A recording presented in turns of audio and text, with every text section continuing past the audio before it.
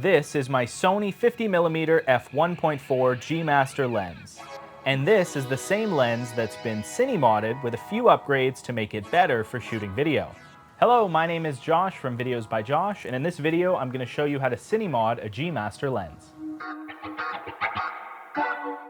The term Cine-Modding or cinema modification is the process of upgrading and modernizing a photography lens to be better at shooting video. But why would you Cine-Mod a lens? Well, there's a number of benefits. The first is standardizing the front element of your lens so you can use the same size of filters across your entire kit. Or maybe you want to use push-on rubber lens caps popular with cinema lenses.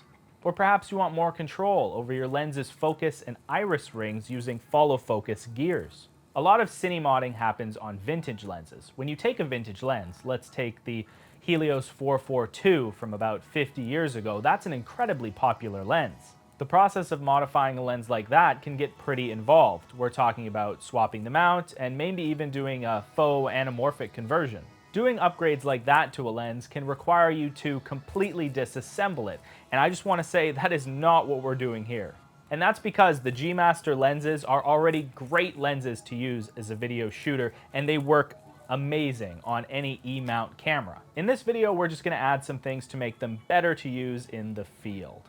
But before that, I'd like to answer the question of why even purchase a G Master lens if you so clearly want a Cine lens.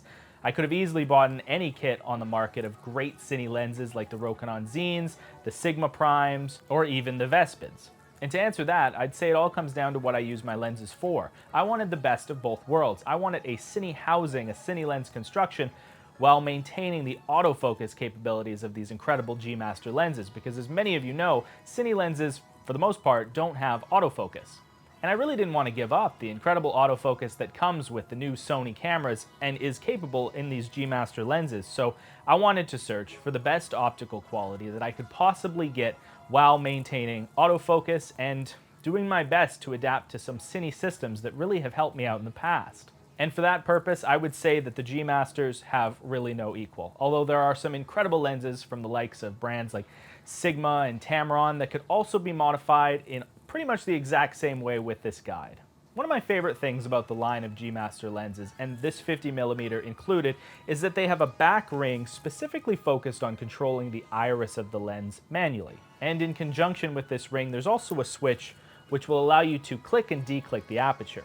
Declicked apertures allow video shooters to make smooth adjustments to their aperture when they're recording, as opposed to the click of the standard photography lens. This feature, along with others in the G Master line, like their incredible sharpness and optical quality and their fantastic lightweight build construction, make these awesome for shooting video. But they could be a little bit better, so let's take a look at my Cine-Mod upgrades for the G Master 50mm f1.4. The first thing I did to this lens was purchase a front Cine ring. This one comes from a company called SIMMOD Lens, and it's called the Signature Series 85mm Pro Sim Ring.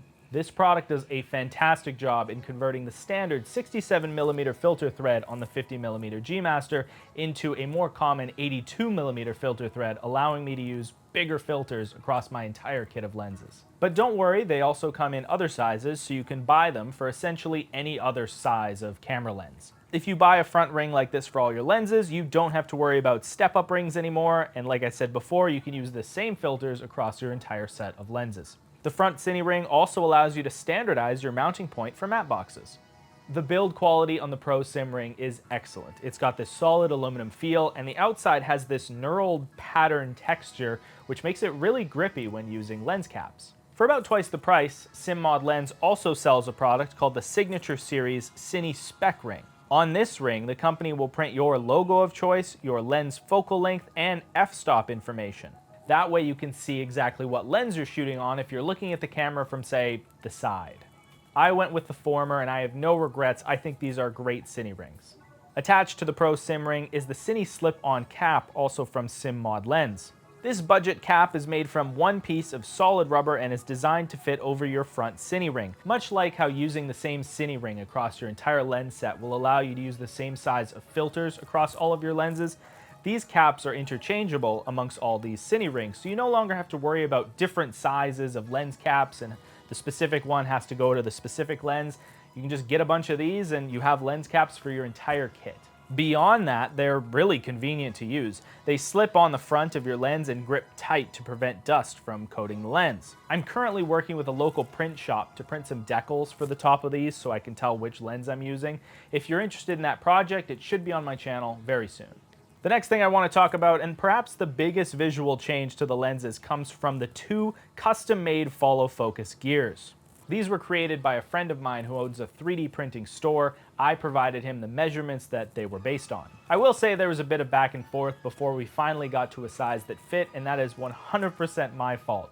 See, when I was originally making the measurements of the barrel of the lens to make these rings, I had been using a digital micrometer, and I thought pressing it up to the side of the lens I'd make it to the midpoint of the lens, but I was just shy, so all of the rings at the start at least were much too small. What I ended up doing was I used like a clothing measuring tape and I wrapped it around the barrel of each of the rings, and that provided me with an accurate circumference measurement, so that's what I would suggest to you if you're going to be providing measurements on these custom-made rings. I found that at least with 3D printing, I did have to do some sanding and some tape shimming to get them to fit exactly how I wanted them, but in the end, they worked great. I will say that I saw SIMMOD Lens offers a service where they'll create a Cine follow focus gear out of solid aluminum for you. These look great, but I decided against them because they were a lot more expensive than just 3D printing them, and honestly, for something this straightforward, I wanted to see if I could give it a go locally. So let's get to the gears. There are two of them. One to control the focus ring and another to control the aperture ring. These gears were created with the same pitch and pattern to accept drive gears from tools like follow focuses.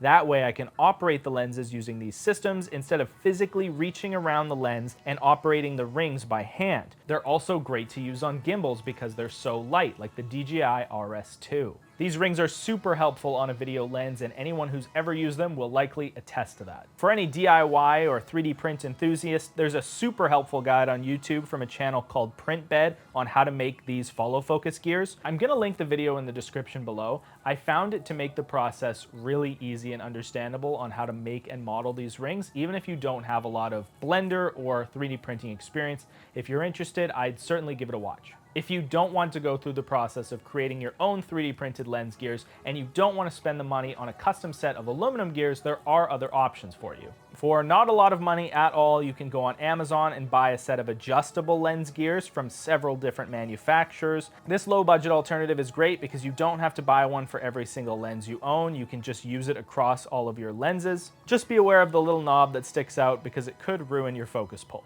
And those are all the things you need to Cine-Mod a G Master lens.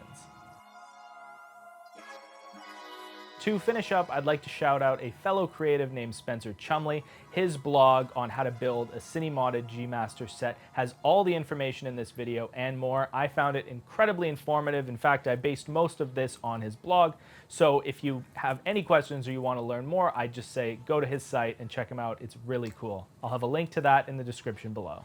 If you're interested in purchasing any of the products I've mentioned here today, I'll have those links in the description below. In the very near future, I'll be making a video where I make 6 of these Cine-Modded lenses and put them all into a kit. So if you're interested in that type of content, make sure to subscribe so you don't miss it. Thank you for watching. My name is Josh Diaz from Videos by Josh, and I'll see you in the next video.